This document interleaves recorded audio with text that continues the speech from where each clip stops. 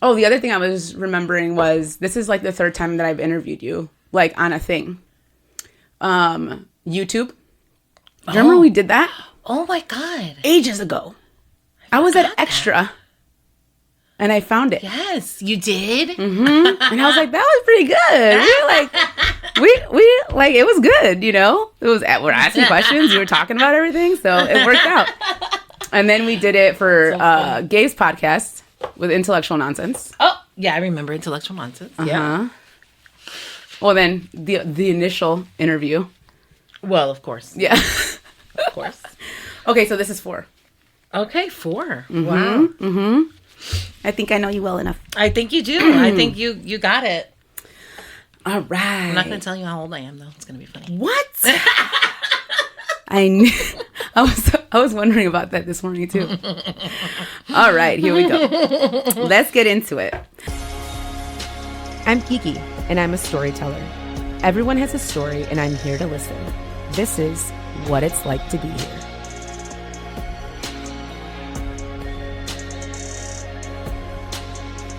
Welcome to the newest episode of What It's Like to Be Here, where my guest today is an actor, producer, director, creator, mama, wife, and mi hermana del alma, Wendy Mateo. Hi. She's got every title known to man, or known to creative man. Yes. Human. So welcome, Wendy. I'm so excited to have you here today. Thank you for having me. I just want to give a little bit of insight on how I met Wendy. So you're going to help me tell the story. I had received an assignment when I was a writer for Café magazine to interview De Venezuelan, a Latina comedic duo from Miami/Fort Lauderdale area at the time. And then the only one to exist in Chicago. That was the big selling point. I showed up at a bar, hung out with my subjects, and came out with amigas. Not just friends, amigas. Latinidad was definitely a bond among us. But you can continue this. But what made you move to Chicago? Improv comedy. And the need to be out of Florida. Yes, we made the decision, not on a whim necessarily, but when we decided like, hey, this is the date we're going, it was like 2 months away. Wow. We were like probably this time of year in Hollywood, Florida. We were in a park on a blanket, and we were like, okay, we've been talking about this for years, but what? Like, what does it look like? Like, what if we were just leave next year? Ooh. And we were like, okay, I mean, I think I could. Like, we were making so much money. We're like in our 20s, like wasting it, just like drinking and like on our car that kept breaking down. You know what I mean? Yeah. So it's like I could work real hard for like 2 months and like we could save some money and just go. Yeah. And that's what we did. Wow. How long was the drive? The drive it should be about 18, 19 hours. We split it up into 2 days, but we tried our best to just make it as far as we could. It takes forever and a day to get out of Florida, y'all. I'm just telling you, like, Florida is a state that has its grips on you. It's like you're in the swamp, you know, and you found the quicksand part. And it's just, it won't let you leave. You're driving for 10 hours from South Florida to get just out of the state. So we drove out of the state. We drove through Georgia, which is another hell of a state. And we made it to like the first, town, pueblecito in Tennessee. And we stayed overnight. It was a very scary little town. It was a weird hotel. So we just we just like slept on top of in our clothes, like on top of the quilt. And we were just like, we're not going to be here long. We're just going to close our eyes. And then we woke up and made the drive, crossed into Chicago. Nice. This is history. Nice. And March 2005. 2005. Wow. 20 years. 20 years. That's crazy. Do I get to be a Chicagoan now or no? I mean, I was going to ask you that. Do you feel... I have to ask the Chicagoans because y'all are really particular. So I don't know. Tengo una true. casa, tuve una muchachita. Yeah. Like, can I be here or no? I mean, you bought property in Chicago. Yeah. Yeah, done. Yeah. Okay. Here I am. And you're still here, and you haven't gone back to Florida. Thank goodness. Thank you. But I think, yeah. I think you got it. Okay, so getting into the question. You already told me you're not going to answer it, but I'm going to ask anyway. How old are you? Okay, I don't usually say. I don't lie. I just don't say. I'm in my 40s and I'm older than you. You do the math. Oh my God, that's hilarious. That's a great answer. Well, you don't look older than me. How about that? I get cute. Mm-hmm. Thank you. It's the moisturizer. Yeah. And then I got Dominican genes. It's all good. There you go. There's lots of stuff going on. So tell me, I've known you that long? That's crazy. A long time. So what's it like to be here? Tell me, like, after that, like doing that drive 20 years ago, and now here you are. You've traversed a lot of different things. Mm-hmm. Me with you on some of those things. But when you think about it now, what does it feel like? It feels like a dream come true. A dream that you didn't know where you were, but you saw it in your eye and you didn't know what it would actually be or realize into. But when I think about little me and the things that I thought I would be capable of or want to do, I have done many of those things. Mm-hmm. And I'm in a place in Chicago in my life where I have been able to look back and say, like, I broke that generational curse. And I overcame this thing. And all of those things are wrapped up in what I have found in Chicago. Mm-hmm. You know, my husband, my child, my home, the fact that I get to live a creative life and an artful life. Mm-hmm. All of those things are dreams come true. Yeah, that's beautiful. And what was unexpected that you found in Chicago? Was there anything or everything? What? So many things. Yeah. What? Yeah, one of those things or a couple. Unexpected. Or surprising, you know, like. Yeah. My husband was surprising. I met him. I had committed to myself when we moved to Chicago that I would date, that I would have this like sort of Sex in the City life when that was cool. Mm-hmm. Yeah. Not anymore. I don't care about that. But you know what I mean? Like I thought I was going to have this like whatever existence. And I met Matt like 2 weeks after I moved here. Wow.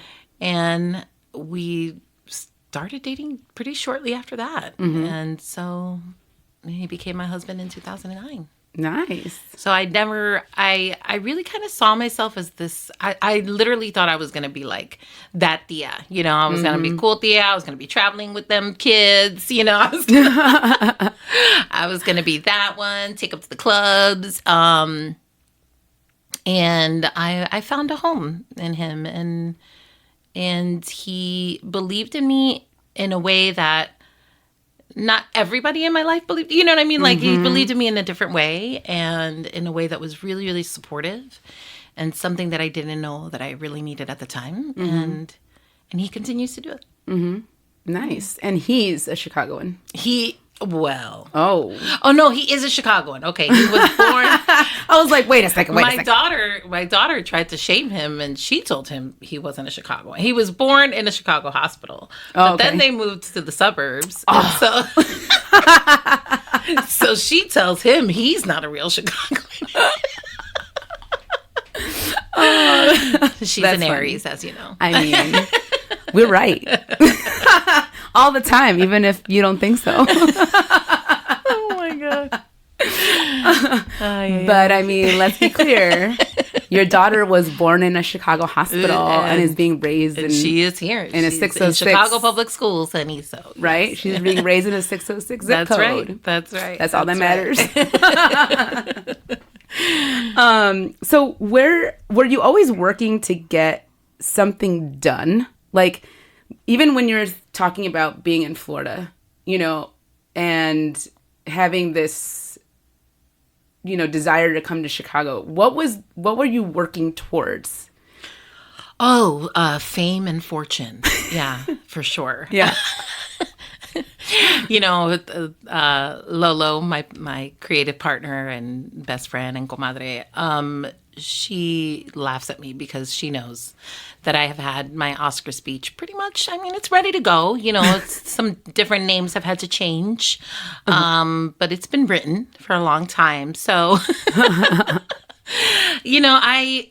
it's funny, I've been thinking a lot and reflecting a lot, and I'm going to therapy, so has you reflecting. Oh, of course. Pero, yeah, my 20s were very driven by this ambition towards, I think towards recognition, towards, wanting to be successful in life. And so that success at that time was defined by being successful on stage or on screen. And that really drove a lot of what I did. When I linked up with Lolo, it was then for us. It was like I wanted that to be us. Like you said, Latina duo in Chicago. Actually, at the time, we were the only Latina comedy duo in the country. Wow. We would look, and I tell you that because we would look on, what was it at first? Was it Bing? And then it was Google. Yeah. It tells you how old I am. Yeah. Siguen sacando cuenta, because you'll figure out how old I am at some point. Yeah. And so we would search because we were always looking for mentorship. We were looking for somebody to tell us how to do it, right, or to help us do it. And so we would look, and there would be nobody except for whatever thing we had gotten. And so it took us a long time to see ourselves. Now we saw ourselves in a lot of other duos and people, and we had a lot of comedy inspirations. But in terms of Latinas doing that work, there was not many at the time. Thankfully, that's changed. Yeah, and I feel like at that time it was John Leguizamo. It was John Leguizamo who was leading that kind of comedy that we like to do. I'm not a stand-up per se, but I live a comedic life. We did improv for a long time, which for me as an actor, improv became my method and still continues to be. Being able to be flexible, being able to be present in a moment and react to that. That is a lot of what acting is for me. So improv really helped to give me accessibility to things I didn't have. I wasn't trained as an actor in a collegiate setting. I didn't complete higher education. So for me, finding that acting studio and then finding improv as a result of Lorena became the thing that really changed my artistry and sort of the trajectory of my life. Where did that come from, that desire to want to be on stage? I was born in New York. I was born in the Bronx. I think for me, it was something that is, I think, obviously it's something innate in me that needed to be, as I reflect on it, that wanted to be heard, that wanted to be seen. I was in an environment that theater was a part of the city and the story of the city. Yet I grew up in the Bronx, so it felt really, really far away for a very long time. I think the first thing I saw, I was telling my mom this, I'm like, do you remember that? And she vaguely remembered. But she took me to see the Rockettes, during Christmas time at Radio City. At Radio City. And that was like, and we were talking about it because she was like, at the time, there were no Black women in the lineup. In the lineup. Basically, yeah. And so like that's, again, how old I am. No, but like it's crazy. And now there's only like a couple. I know. There's like 3 or 4. It's not like it's half and half or anything like that. But anyway, But yeah, I just always had this desire. And my mom was very eclectic in her tastes as well. You know, she was a New Yorker too. She was her first generation, born in the South Bronx. And she loved all kinds of music. You know, she was into R&B, and she was into soul, and she was into, of course, salsa. You know, she was at the crux of salsa coming to be in the city. And but she was really into Barbra Streisand. And so Barbra Streisand, I like the way she would just like sing out, like her emotion that comes through her singing. I loved it from the time I was like 3. And I guess I talked really early in life, so I knew all her songs. And I would sing the lyrics, and they just thought it was so funny that I was like 4 years old being like... belting out Barbra Streisand. Belting out Barbara, Babs, baby. So, and I grew up watching her movies, and she was funny too. Yeah, you know, she just. So a lot of it, my very first inspirations had to come from that, and then I say it came from my family too. My mom's always like, "I don't know where you got that to be an actor." I'm like, "Really? Have you all seen yourselves tell a story?" It's out of control. Yeah. The storytelling, right? Yeah. That aspect of being able to, you know, evoke emotion, human emotion, right? Yeah. And I'm sure, obviously, as a comedian, you love to make people laugh and hear that reciprocated to you. Yeah. What does that feel like to be on stage? And when do you ever break because you hear something? Like, has that ever happened to you? I've never seen that happen to you, but like... No, the people on stage will make me break more than something outside of it happening. Okay, yeah. If something outside of it is making me laugh, then I'm not in the thing. Right. That makes sense. Because you have to be prepared for an audience, obviously, right? Yeah, for the most part. And improv, you know, really teaches you that crowd work. You know, if it's something that's kind of outstanding, then how can you incorporate it into what's going on?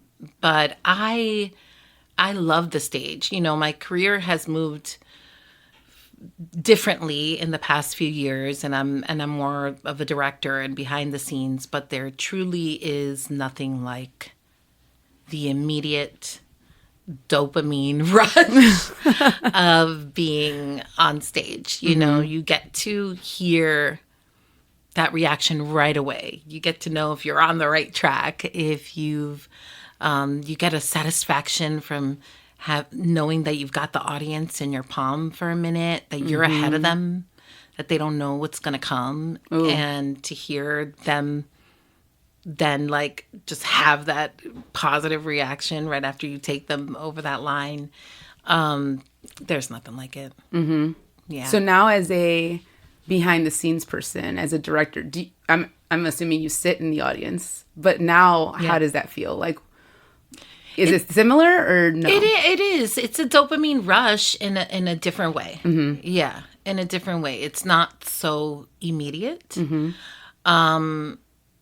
There's a lot too that stays on the table for me. You know, like in an improv show, or even if I'm in a play, if I didn't get them last night, I can get them tonight. Okay. You know, I can get them the next night. And as a director, you kind of, it's out of your hands at a certain point, and it's in the hands of the people whose bodies it lives in, and you trust that the work that you did will stay with them. A lot of the times, in its best form, it evolves from where you left it, and it gets deeper and cooler. And, but it's definitely a different part of the brain. Filmmaking is like that too. Like filmmaking, you know, you get the rush of being on set, but then the next rush comes when the finished product, you know, is out, and then that's it. You don't get to witness, in the room kind of feelings. So, and that always fascinated me, right? Because even when you see like, you know, these Hollywood actors that talk about the movie, or just even just watching how you have all produced these shorts, right? Is like, you just see chunks and pieces, but it's the editor, it's the whoever is the one piecing this all together. Yeah. They get to see it. And then it's almost like this grand reveal, right? Where even the actors don't even know what. No. They're just acting. You never know what will happen. Yeah, absolutely. Yeah, absolutely. That's so fascinating to me. So, okay, here's my Chicago question. Okay. So, as you've grown into being a Chicagoan, see, I already gave you the title even before you got I'm here. tell all my people now. What have you noticed is the biggest example of your growth? The biggest example. I would think that, my position now as an artistic director, I think is the example. Like you were asking me, like, what was driving you, before? And a lot of what was driving me was me. Mm-hmm. Yeah. Me, my success. Mm-hmm. But, I was only able to get so far because there were not people that looked like me on the other side of the gates that we would come to, Mm-hmm. And I realized that at some point in there, I realized that this thing I was doing had to be bigger than me. I couldn't just be that. Right. Like, God bless J-Lo. You know what I mean? Like, go ahead, girl. You did it. You know what I'm saying? Like, but I don't think I can. I knew I couldn't continue just for me. And so I think that it's bigger than me. I think that, opening platforms, giving access, pulling people up, showing them what's possible, seeing people's potential ahead of where they are. All of that needs to happen for any real change to happen. Right. Our folks, our people, Black and brown artists need to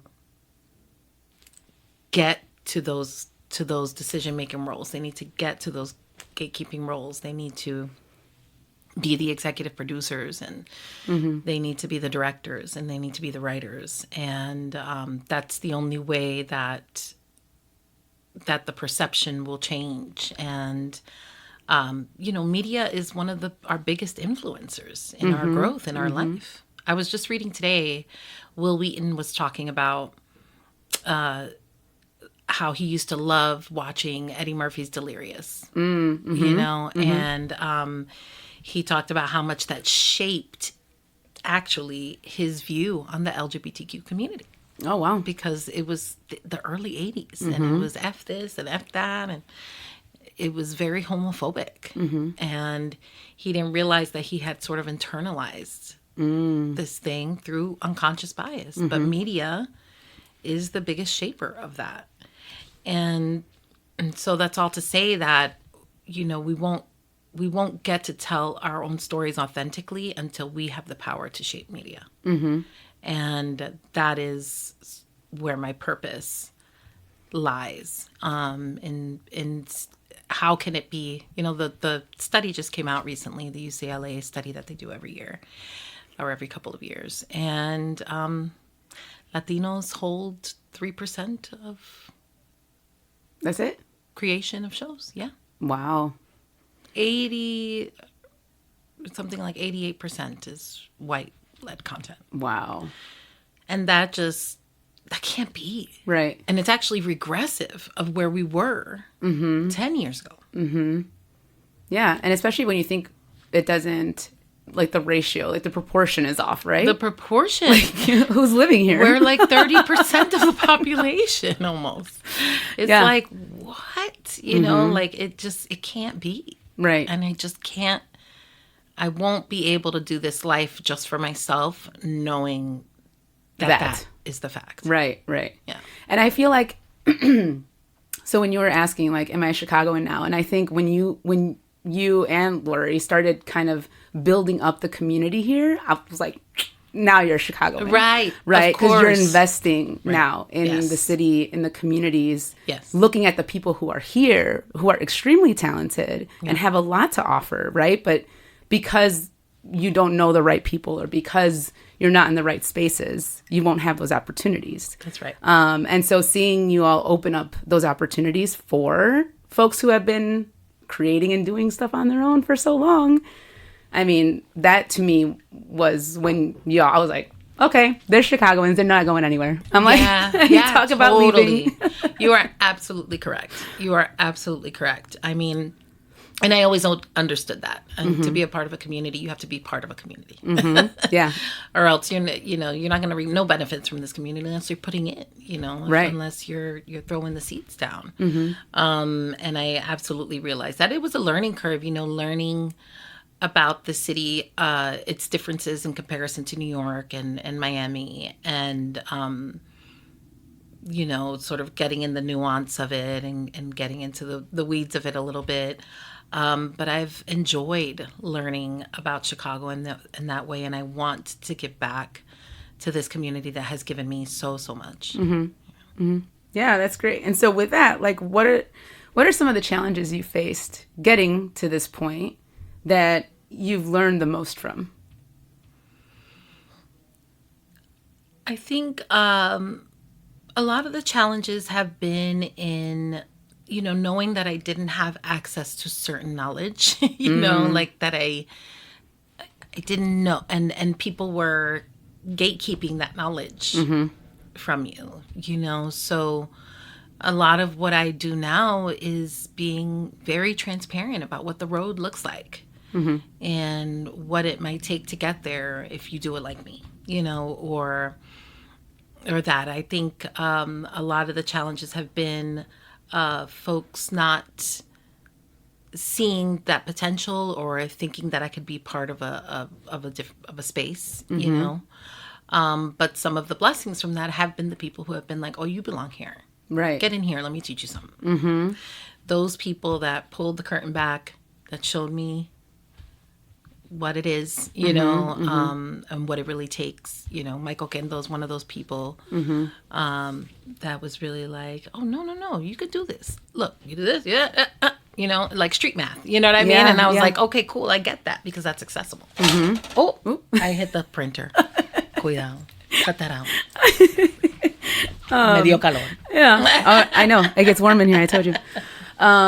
But I think I completely understand what you're saying, because especially being in corporate America, like I am, right? You see younger people who come in and they're just like straight shot to a title. And I'm like, excuse me, wait a second. But then I realize, and I feel better for it, is like, I went through this curvy labyrinth, not even a line, right? Like, to get to where I am today. And that's cool. I'm good, because they might have had a straight shot because of whatever, privilege. They knew what they wanted early on. Fine. But I have all this experience that is helping me to be who I am today, that I have stuff to offer that nobody has, right? Because of this crazy, I don't know, starting up companies and trying to make it happen, right? And then being told like, "Oh, you don't know business well enough." Okay, cool. You think that. That's fine. But I got you. Oh, that's the line there. You don't know business well enough, honey. Right? I've heard that a lot. Yeah. You're like, okay. I've heard that a lot. Yeah. I think that's some of where our age comes into play, right? And you're like, I battle with this and I struggle with this. I deal with a lot of young people, a lot of emerging artists, a lot of mid-career artists who, they see what's going on in the community and they feel like they are entitled to it. And entitled is different from you deserve that. Right. You deserve to have something like that. Yes. But you are not entitled to that. Nobody owes you that.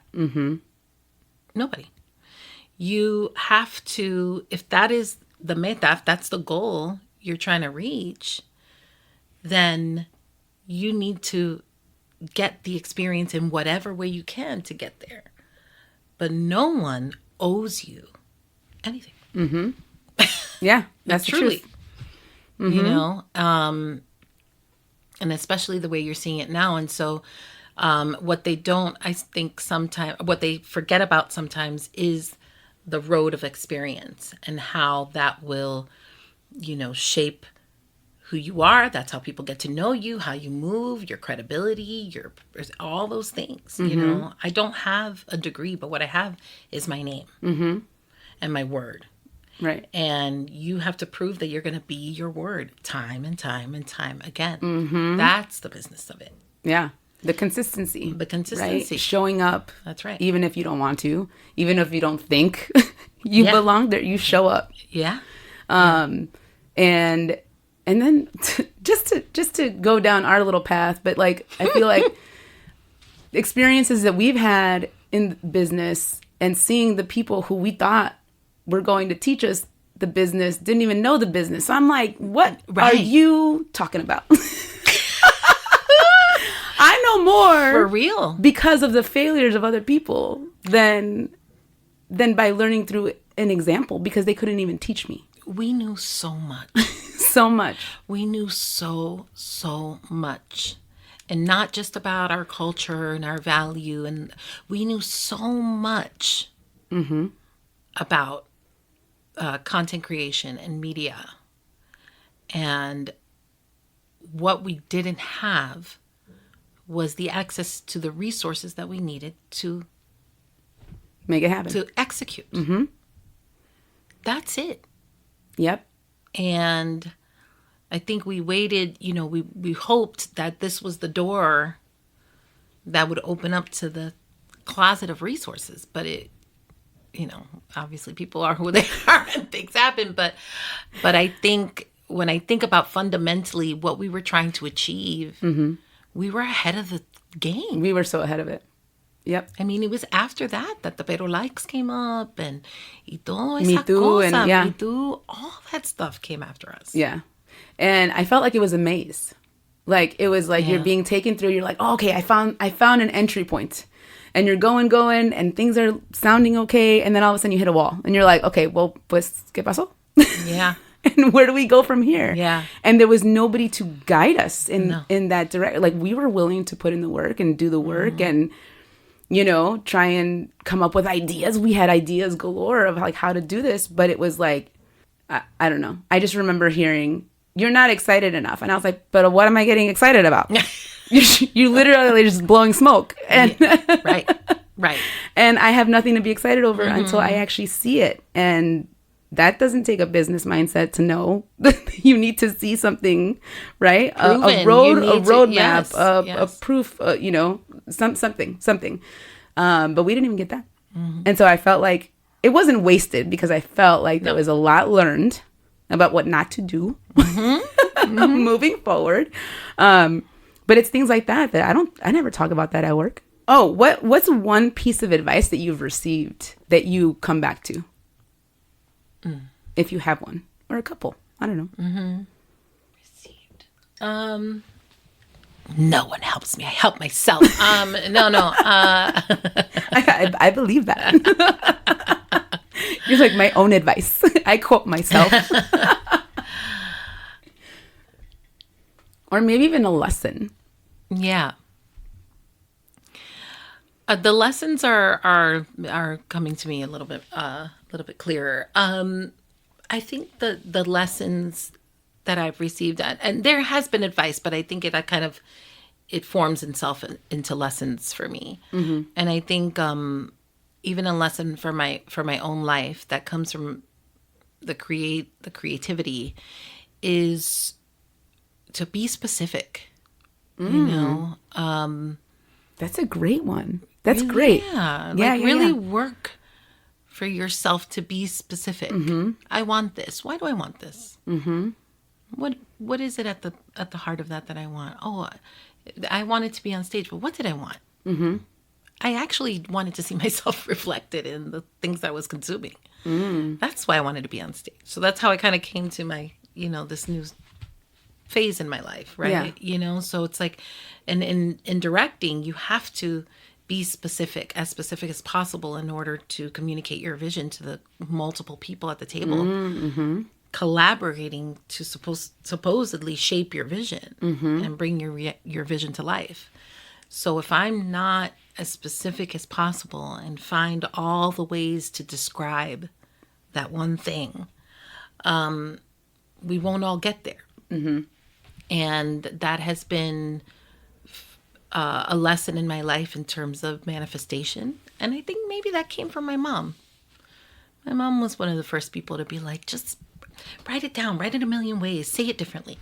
You know, manifest those things in all the ways that it could for yourself. But that makes so much sense in so many areas, though. Like, even for asking for what you want.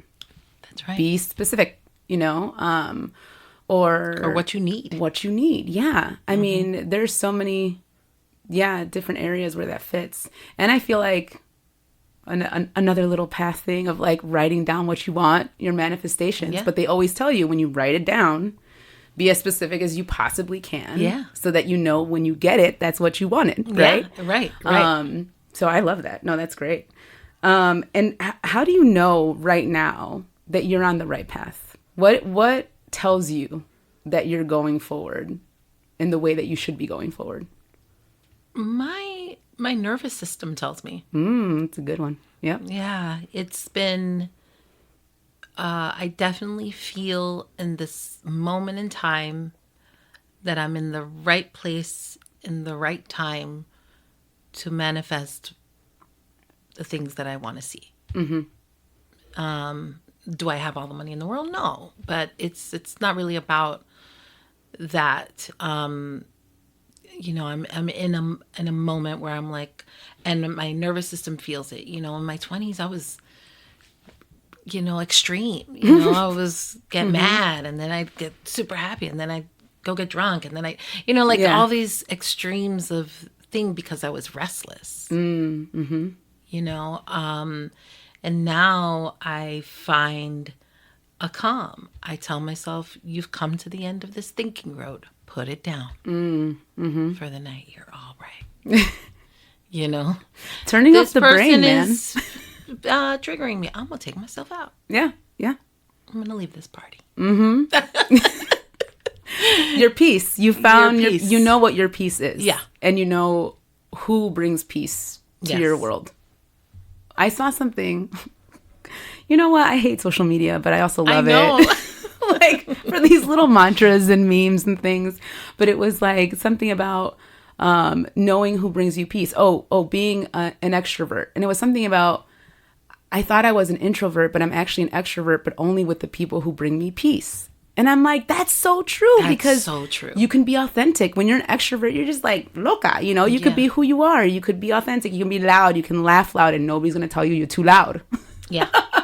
Yeah. Because they know you, they accept you, they're your people. And so I think, I don't know, that comes with age, right? But also like just a lot of learning. Yeah. And going through these different journeys and experiences with everybody, right? Different people, and knowing who to leave and who to take with you. And learning that it's not about you. Yeah. You know, a lot of these things that I would feel and I'd get mad and you know, like I took everything so personally. And I'm like, people ain't got time to think about you like that. Right. You're not that important. You're not. Like you're special, but you're not that important. Yeah, exactly. Or that moment, that person, that reaction. It's not about me. So I'm gonna just Right. I'm gonna let you All right, here's an existential question for you. But in what ways have you noticed that the universe has helped you get to where you are? Do you feel like it's the universe, or do you feel like it's more your manifestation, or is it both? Like what is it, and how has it gotten you here? Oh, yeah. Oh, I love it. I have a very strong sense of spirituality, unconventional spirituality.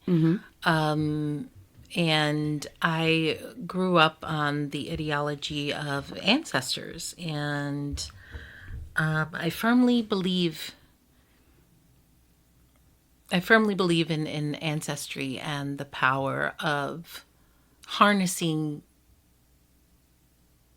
all the good things that your family or your line has given you, of harnessing that and balancing that within the universe. I think the universe has been very, very powerful in how I've come to be. One of the biggest examples, I think, is I'm directing a show at the Goodman Theater called The Brief Wondrous Life of Oscar Wilde. Woohoo! Thank you. But let me tell you, that is one of the largest full circle moments that I've seen come to fruition in my life. You know, we read that book, and I say we because it was all of us. Lorena and I were working at a lawyer's office at that time, and we were in the midst of writing our show, People in the City. And so we would take the red line, you know, downtown, and I was reading this Pulitzer Prize winning book by a Dominican writer called The Brief Wondrous Life of Oscar Wilde by Junot Diaz. And when I read that book, it unlocked something in my artistry, in our voice. It gave us permission to speak from our authentic voice instead of thinking that we had to deliver what the white folks at IO audiences would have wanted to see.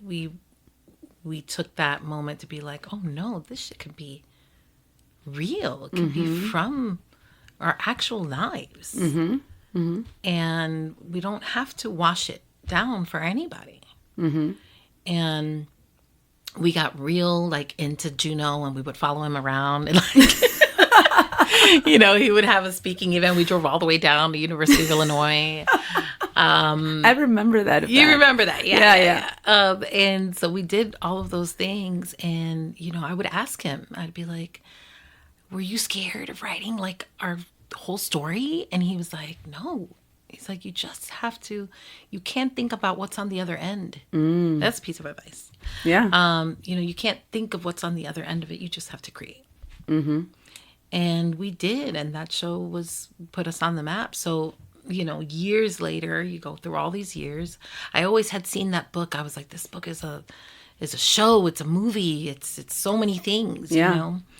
And last year, I was in a way last year, I was really wrestling with not being this like full-time actor that I thought I was going to be. I'm running this company, and while it's so fulfilling in so many ways, it's hard. It's really hard work to be in nonprofit, to be responsible to so many people, and it's a hard job. And being a director, holding a room, it's hard. All of it's hard. And I was really wrestling around with it and wondering what was going to be my next step. Am I really a director? Am I not an actor anymore? Like what is it? And literally out of the blue, I got a call from the artistic director of the Goodman Theater. Her name is Susan Booth. She's a wonderful woman. And she said, do you have time for a chat? In my email, I was like, what? Okay. You're like, a chat with me? I was like, all right. I picked up the phone, and she said, you know, I'd like to see if you'd like to direct The Brief Wondrous Life of Oscar Wilde for a staged reading through their new stages. And I was like, oh my gosh. You know, it was truly, you could see the mile marker. Yeah. You know, the space that we were in before we met Juno and before we read that book. The kinds of artists we were going to be. And then being at this moment in my life, grappling with the kind of artist I wanted to be. And this came to me, and I was like, yes. And I met the playwright who's adapting the book. His name is Marco Antonio Rodriguez, and he's Dominican as well. And we just hit it off. And then things just started to fly into place. And there's been so many challenges. And I've been working on now the full stage version since that reading for the year.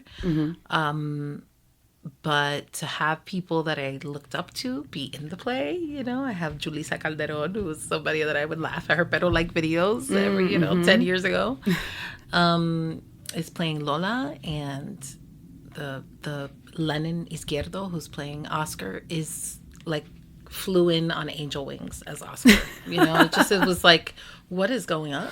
Yeah. And I was like, cool, I'm going to let it happen. So this is where I'm supposed to be. That's awesome.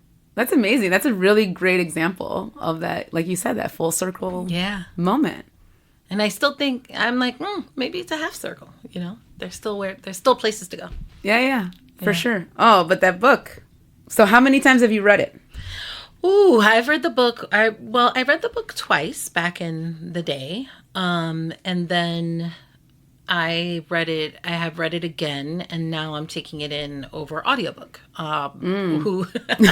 With Lin-Manuel Miranda. He's reading it? And KO. Yeah. Y'all should get into it. I love audiobooks. I need to get... Yeah. It gives me, as a director, it's fun because it gives gives you a lot of a perspective space for vision and visual, creation. But yeah. Very cool. Yeah. Okay. I didn't know he read it, but all right. When you look back on, your life so far and all of the different opportunities you've had, is there any one that you're most proud of? Or is there a situation that you're most proud of? What are you most proud of? Oh, man, that's a hard question.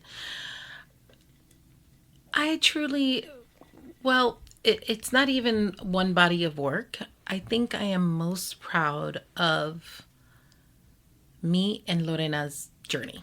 Mm-hmm. I'm really fucking proud of that. Yeah. I look back on how we came to be and all the different iterations and things, but we never stopped. Mm-mm. We never stopped innovating. We never stopped redefining. We never stopped learning. We never stopped growing. Even through some of life's biggest challenges we've experienced together because we've been friends for 25 years. Mm-hmm. And it has continued to evolve, and sometimes we'll be in spaces for Teatro Vista, and she'll be in her cute whole little artistic director look she has going on right now. She's going to laugh at me when she hears it. She's found her fashion situation, and I hear her speak on all the things she knows because we've learned them innately from all the people who said we didn't know business. Yeah. And now she's executive director, and we're talking to people who are deemed important in our community, who want to work with us, who value what we bring to the table.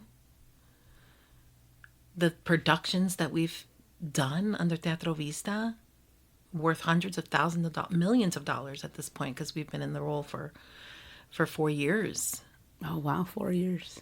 So it is incredibly cool to watch. Yeah, for sure. I know you guys have never stopped creating. It was always something new, always a new video, always a new concept, always a new idea. Yeah. And I mean, I'm proud to see you guys get to this point. I'm going to get emotional. No. I'm verklempt, y'all. Because I've seen you guys grow from the early days. And let me tell you, going back to the beginning of the podcast, I mean, that Cafe Magazine feature was, it was the first manifestation of like, oh, look at us, like we got this feature, in this publication, and for what we do, which was just being funny and telling our truths. Yeah. Through the funny. Mm-hmm. And that got us to that first point. So, that for sure was the universe and the ancestors, all of our ancestors. Oh, yeah. working on our behalf, because that was not only a pivotal moment for our career and trajectory, but for the people who we were going to take along the way, who became family. You know? So it's been a joy to watch, for sure. Was there anything that told you that Chicago was home? Yeah. There were many things that told me Chicago was home. Not only meeting Matt, but I think outside of that, the Latino community, how they embraced us and uplifted us and pumped us up, really felt at home. The first time I entered Humboldt Park, I felt at home. When I met your family, you know, it felt like home. There's so many instances that make me feel like home. Even my sister lives here. You know, my sister lives in North Chicago, and of course she was home, but now she's like, hey, you know where to get the coquito? I'm like, yeah, girl, don't worry, I got the coquito. She's like, I need something from the Botanica. I'm like, got the best Botanica. Hey, I need a reading from somebody. I'm like, you're going to feel like you in New York. I'm going to take you to the reading. She's going to be great. All of those things are home to me. For sure. Oh, I love it. Do you ever get nervous, like before a show? Oh, yeah, all the time. What does that feel like? So I lived with very incredibly intense anxiety that I had to work through. But I know that's my nervous. How does it feel? What, like, is it excitement? Is it a little bit of everything? Yeah, I think the performance is just excitement. Mm-hmm. So I just find ways to ground myself for performance. For having to perform business-wise for something, if I have to pitch something, I have to be in a room with some important ass people, you know, I got to close a deal, you know, those things it's a different kind of nervous. And one of the things I learned, I don't know who it was from. It was back when I was doing DEI, because I was imposter syndrome all over the place. You know, I started doing DEI like about 15 years ago now. And I started facilitating and doing that kind of thing. And that was total imposter. Like, I've just always wanted to perform everywhere, you know, like, so if I could find a performance outlet, I was like, yeah, cool. So I just like landed into it. I was like, yeah, I'll talk to these corporate people. I never done I never even finished college, you know, so I would find myself at like tech companies, at like all these places. And one of the coaches I read during that time was like, just go into a bathroom or go somewhere where you can have 3 minutes to yourself and visualize that you are Wonder Woman. And stand strong and put your fists on your hips and picture everything. The boots, the cape lasso falling around, you know, flowing beside, your hair is perfect, you're gorgeous. And like meditate on that and draw from, you know, the strength of that. And I would do that all the time. Yeah. All the time. I'd be at the tech companies. You're ones. Like, can I use your bathroom? And I go into the bathroom 3 minutes. Because I'm talking to managers. I'm not even, you know, like whoever. Like, I'm talking to managers. I'm training them. I have no idea about this stuff. I just learned whatever they told me to learn. Performed it. You're like, give me a script. I got this. Who do you want me to be today? And I still do that to this day. A lot of times it happens virtually, so you have that minute to like stand up by your desk and get yourself together right quick. Oh my goodness. Let's see. How have you? This is totally like a modern question too, I think, speaking about journeys. How have you learned to take up space in the industry? Oh, yeah, that's a good question. I have been a notorious code switcher since I was a child. You know, I grew up in 2 homes. So that comes with its innate amount of code switching that you have to do from house to house. And then it was because I moved from New York to Florida, which was culture shock. I didn't move to Miami with the Cubans. I moved to Fort Lauderdale. It was like, oh man, come on. And at the time it was like, bien blanquito.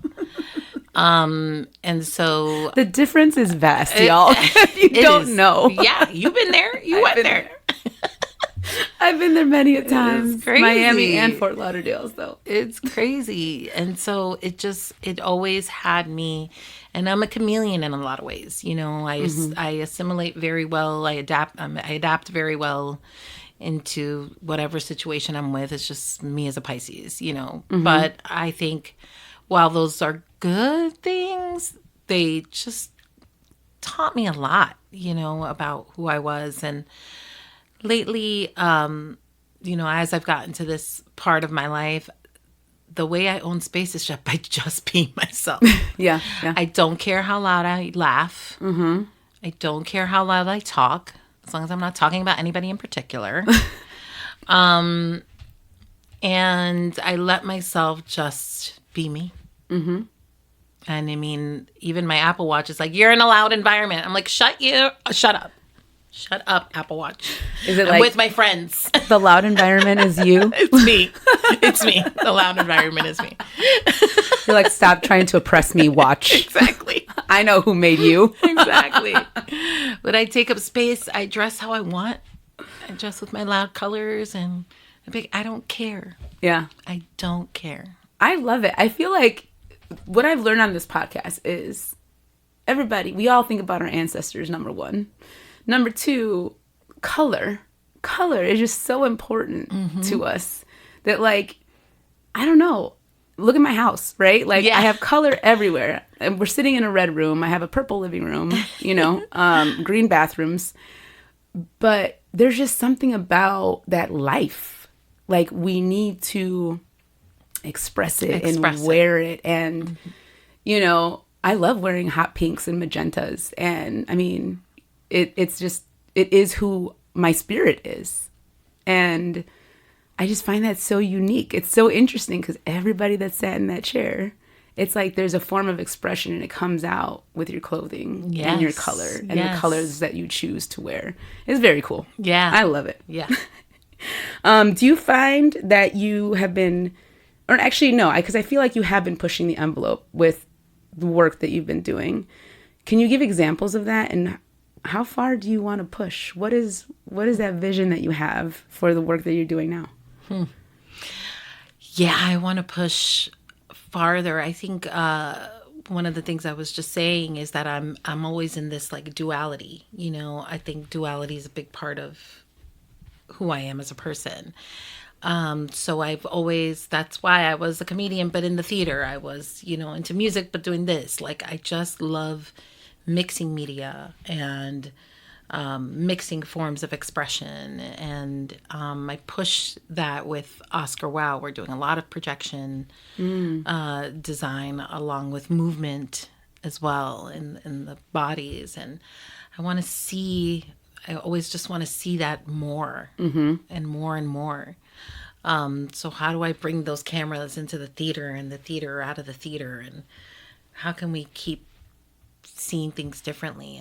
And is it an Oculus? I don't know. You know, like, how can we give more and more access for people to find their forms of expression?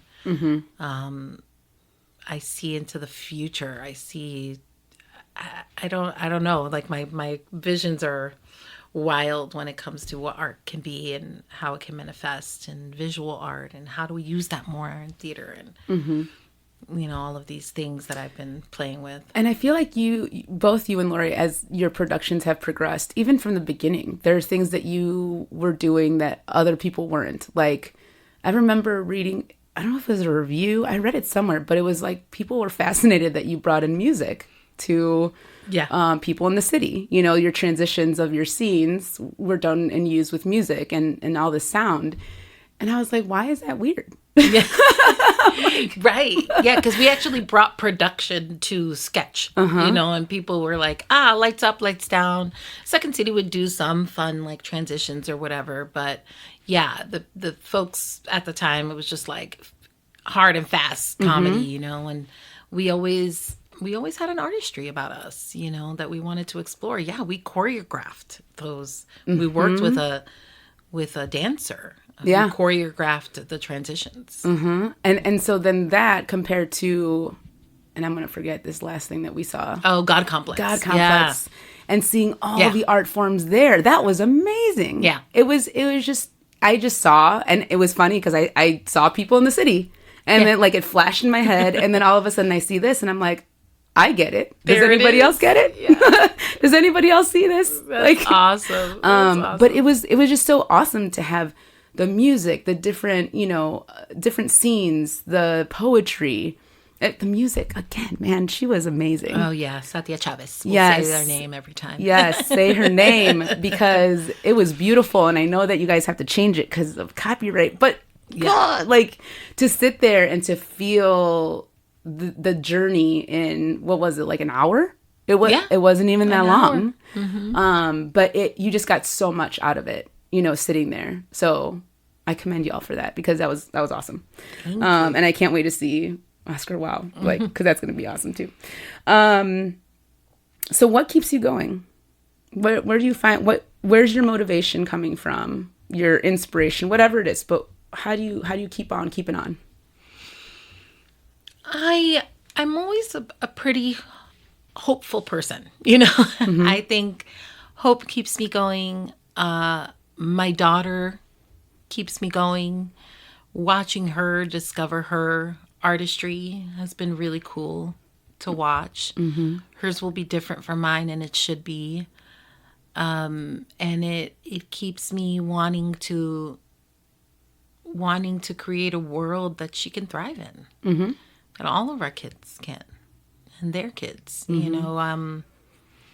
It's kind of cliche, I guess, but that's the reality of it. To watch her sing and get into musicals and things. I mean, that didn't come from nowhere, right? It's really cool. So. Most of us would say that's pretty obvious that she was going to go down that exactly. route. And she's an Aries too, so like I care what she thinks about my artwork too. I'm like, is that cool? Did you like that? She's like, does she give it to you straight when she does it? She does. Yeah. Yeah. All right, she should. Yeah. It's one of our better qualities. It sounds mean. I swear it's not. It comes from a very good place. And I remember telling you this when she was little. I was like, just know that when she gets angry, it's coming from the best place in her heart. But she just got to let it out. And it's going to come out with a little fire, but that's okay. Your mom had a good talk with me about it. She's like, ooh, okay, well, let's chat. Oh my gosh. Yeah. I was a trip. If there's one thing that you can tell the Wendy that I first met back in the day about this journey, what would it be?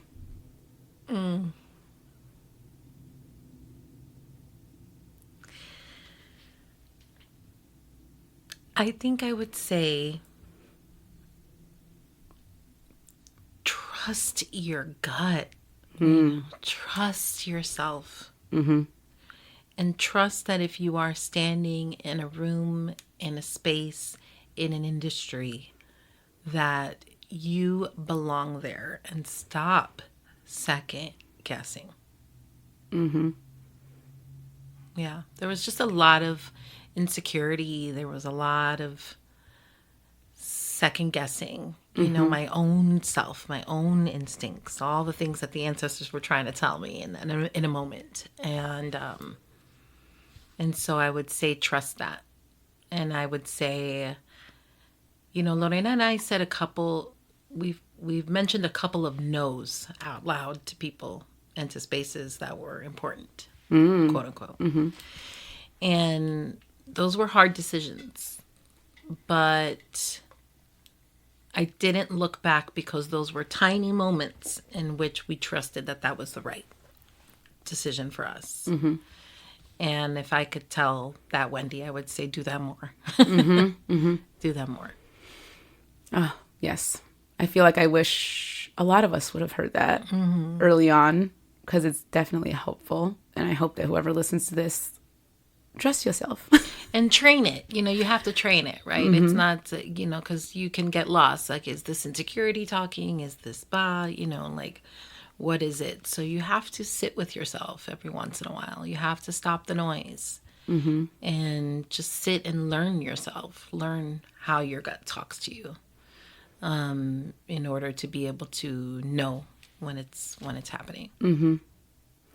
Well, Wendy, thank you so much for being here for this chat. I always just love talking to you, going down memory lane, the goods, the bads, the uglies. But I appreciate your time.